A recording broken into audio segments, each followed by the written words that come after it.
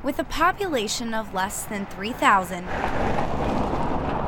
Valentine, Nebraska isn't exactly a town that sticks out on a map. When they see NE for Nebraska, I've heard it called New England before. But for a tiny town, they sure do get a lot of one thing: mail. This one is pretty good. Every year around Valentine's Day, thousands of love notes are delivered to the local post office. Some of the special letters. But this mailroom is just a pit stop for the letters Dear Postmaster, on their journey to a loved one. send it on to us and we'll take care of it and send it on to your Valentine for you. The tradition is one that dates back to 1941, when the acting postmaster in Valentine started receiving requests to have something special put on letters to commemorate the Heart City. So she started it in and came up with a little stamp that said Saint and City and had Valentine, Nebraska on it, and it just kind of blossomed from there. Every year, a new design is created and chosen to be the official stamp or cachet. They can pick their own stamp of what they want to do, and some people do the front and the back.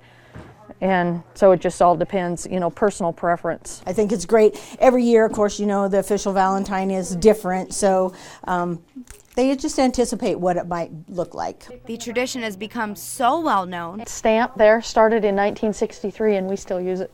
that people from across the country send their Valentines through the post office Yes, they do. just to have them stamped with love. Oh, from the House of Representatives from the state of Texas. We get them, from as far away as, there's Pennsylvania, there's New York, here's some Oregon, here's Kansas even.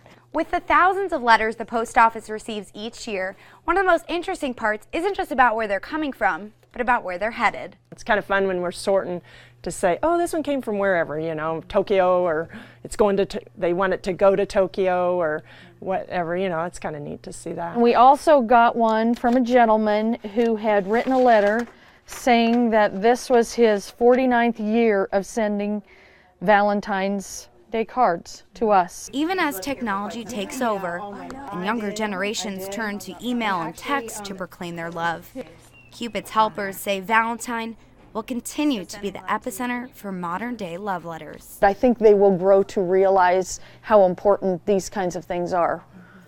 Even just handwritten letters. The one thing about a Valentine is it's something that people can keep forever. You can hold it, you can feel it, you can look at it every day. Thank you for coming to the post office. A tiny town that goes the extra mile for love. Laura Monteverde, KDLT News, Valentine, Nebraska.